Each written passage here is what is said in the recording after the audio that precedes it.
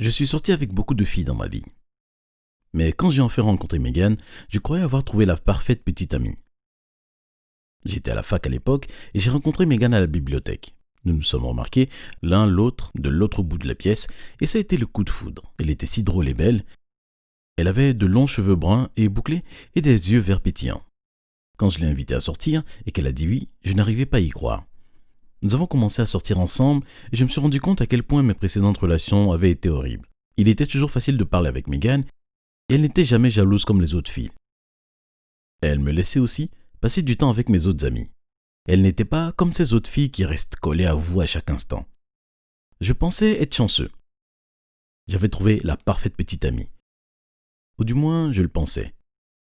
Mais avant de continuer, n'oubliez pas d'aimer cette vidéo et de vous abonner et activer les notifications pour plus d'histoires folles comme celle-ci. Alors que Megan et moi sortions ensemble depuis environ un mois, les choses ont commencé à changer. Ce n'était pas grand-chose au début. J'ouvrais mon placard pour prendre ma chemise rouge préférée et elle avait disparu. Je la cherchais partout, mais je ne la trouvais pas. D'autres choses ont aussi commencé à disparaître. Mes écouteurs ont disparu, même si j'étais sûr de les avoir vus sur la table de la cuisine juste une minute avant. Certaines dissertations que j'avais écrites disparaissaient, même si elles étaient soigneusement rangées dans des pochettes. Ça n'avait aucun sens. Parfois, de l'argent disparaissait de mon portefeuille aussi. J'ai demandé à Megan, mais elle a dit qu'elle ne savait pas du tout où c'était passé. Les semaines sont passées et j'ai rapidement oublié mes affaires disparues. Puis, je suis allé dans la résidence de Megan un jour. J'étais dans sa chambre et elle discutait à l'extérieur avec des amis. Je me tenais à côté de son lit et alors que je me suis baissé pour faire mes lacets, j'ai regardé sous son lit.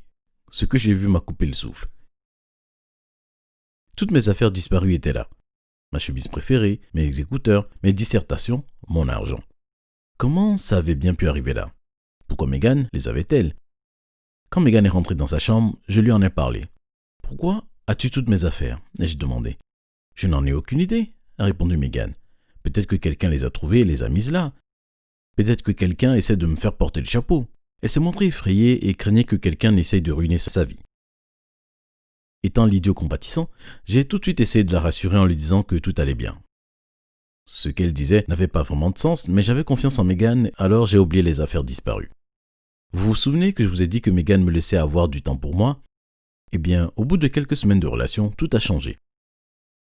Elle commençait à me forcer à être avec elle et à sortir au lieu de travailler. Je devais passer chaque seconde de chaque jour avec elle, même si je ne le voulais pas. Mais elle m'a dit que je lui manquais trop, alors je l'ai cru et avais confiance en elle. Mais alors que je passais de plus en plus de temps avec elle et de moins en moins de temps à travailler mes cours, mes notes ont commencé à baisser. Mais j'avais la parfaite petite amie, alors ça ne me dérangeait pas de sacrifier mes notes si ça voulait dire que je pouvais rester avec Megan. Mais ensuite, parfois j'étais dans ma chambre avec Megan et j'allais dans la salle de bain quelques minutes. Je sortais et je trouvais Megan sur un ordinateur, regardant tous mes fichiers. Elle ne respectait pas du tout ma vie privée.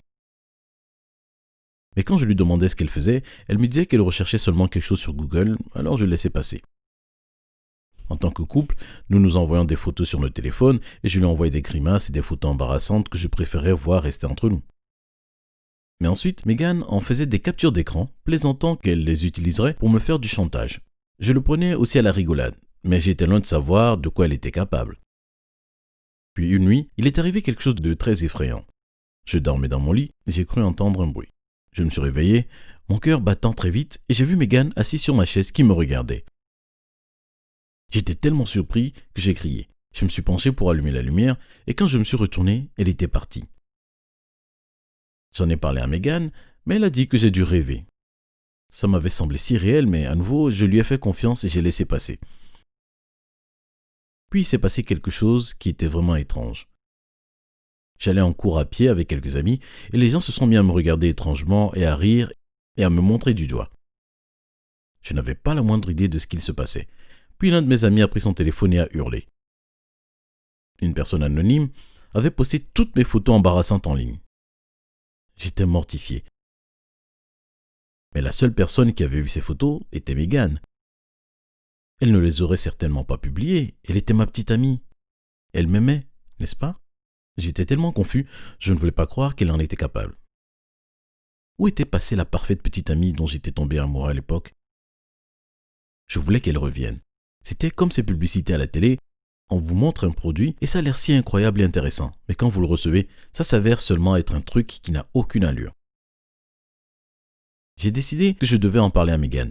Je lui ai envoyé un message et je lui ai dit de me retrouver à la bibliothèque, le lieu de notre première rencontre. Quand je suis arrivé, elle était assise sur une table lisant un livre tranquillement.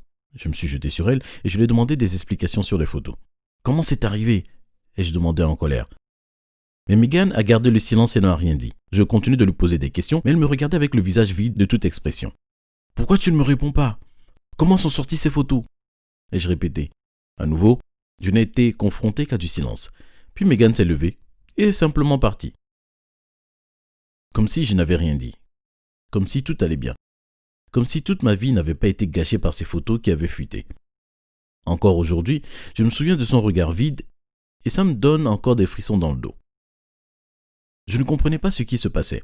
Qu'est-ce qui n'allait pas chez Megan? Avant, elle était une petite amie absolument parfaite. Que s'était-il passé? Puis j'ai décidé de faire face à Megan. Je lui ai demandé ce qui n'allait pas. Elle a enfin tout déballé. Ma petite amie soi-disant parfaite n'était pas celle que je pensais. Nous étions dans ma chambre. Je l'ai fait asseoir sur le lit. Plus de mensonges, plus de questions sans réponse. Je devais savoir ce qui n'allait pas. Que se passe-t-il, Megan? Pourquoi tu te comportes de manière si bizarre? Ai-je demandé. Megan m'a regardé, puis elle a levé les yeux au ciel. J'étais stupéfait. J'ai levé les mains, me suis rapproché pour la prendre dans mes bras, pour comprendre ce qui n'allait pas. Mais elle s'est détournée comme si je la dégoûtais. J'étais vexé. Pourquoi agissait-elle comme ça? Une semaine auparavant, elle s'accrochait à moi comme si j'étais une bouée de sauvetage. Pourquoi me tournait-elle le dos maintenant? Lâche-moi, a-t-elle dit sur un ton sec. J'étais tellement confus. Quoi? Pourquoi, Megan? Elle m'a fusillé du regard. Je ne suis pas Megan, abruti. Mon esprit n'arrivait pas à assimiler ces paroles. De quoi parles-tu? Megan a soupiré, puis elle a porté ses doigts dans ses cheveux. Je l'ai regardée d'un air hébété alors qu'elle semblait creuser dans ses yeux. Elle m'a montré ses mains et j'ai vu des lentilles qu'elle tenait. J'ai relevé les yeux sur elle et été surpris par ses yeux bleus. Mais elle avait des yeux verts avant. Qu'est-ce ai-je marmonné? Puis Megan a à nouveau soupiré et a tiré sur ses cheveux. J'ai laissé échapper une exclamation de surprise alors que sa perruque tombait, révélant des cheveux blonds en dessous. Elle avait porté une perruque pendant tout ce temps et des lentilles colorées? Mais pourquoi? Quel était le but? Puis je l'ai regardée de plus près et tout est devenu logique. En vérité, son vrai nom n'était pas Megan. Elle s'appelait Sarah, mon ex-petite amie du lycée. Les souvenirs de Sarah me sont revenus. Mon ex-petite amie du lycée à la chevelure blonde et aux yeux bleus. Elle était assise juste devant moi. Mais pourquoi était-elle ici? Pourquoi s'était-elle déguisée et était sortie avec moi? Sarah! Me suis-je crié. Oh, maintenant tu te souviens de moi, a-t-elle dit. J'avais le souffle coupé. Mais pourquoi? Pourquoi tu as fait ça? Sarah m'a lancé un regard noir. Parce que tu étais un horrible petit ami. Tu m'as toujours maltraité et je voulais me venger. Alors as-tu fait fuiter les photos? Oui, et j'ai volé ces affaires, imbécile. Je n'arrive pas à croire que tu ne t'en aies pas rendu compte. Je tremblais en me rendant compte que Sarah avait changé d'identité pour se venger de moi et avait fait semblant d'être ma petite amie pour gâcher ma vie. À cause d'elle, ma réputation était ruinée. Mes notes avaient chuté et je n'avais plus d'argent. Je n'arrivais pas à y croire. L'avais-je vraiment maltraité à ce point?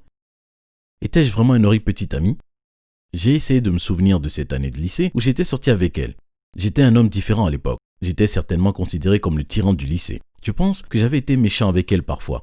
Je me souviens lui avoir donné des surnoms comme Sarah la puante. Et je me souviens qu'en classe, j'avais fait courir la rumeur qu'elle avait 7 orteils à un pied. Si vous me demandez pourquoi je faisais des choses horribles comme ça, je ne saurais pas quoi répondre. Peut-être je faisais juste l'idiot à cause de mes étranges hormones d'adolescent. Je ne sais pas. Mais est-ce que ça valait vraiment la peine de planifier sa vengeance contre moi, faire autant d'efforts pour me tromper? D'ailleurs, j'étais une autre personne maintenant. J'étais gentil, je respectais les femmes. Ne le voyait-elle pas? J'avais changé. Mais ensuite, Sarah a parlé. Je pense que la fête est finie. Alors voilà le marché. Si tu ne t'excuses pas et n'admets pas que tu étais un horrible petit ami, je vais publier encore plus de photos, certaines que tu ne veux pas du tout voir sortir au grand jour, crois-moi. J'ai cédé. D'accord, et je dis, je suis un horrible petit ami. Sarah a fait un sourire maléfique. Et tu crains.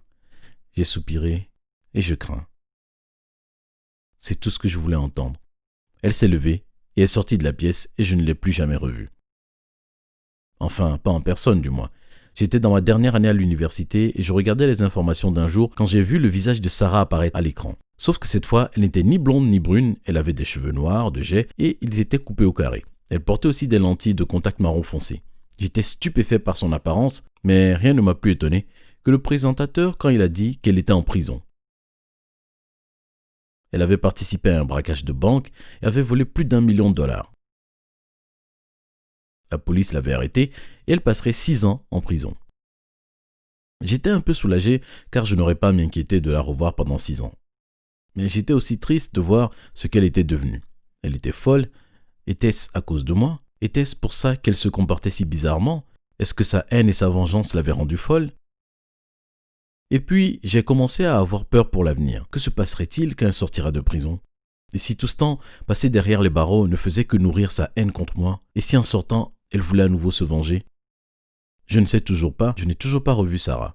Je ne sais pas ce qui n'allait pas chez elle, mais une chose est sûre, Sarah, Megan, peu importe qui elle était une petite amie dingue. Et elle n'était pas la parfaite petite amie que je pensais qu'elle était au début.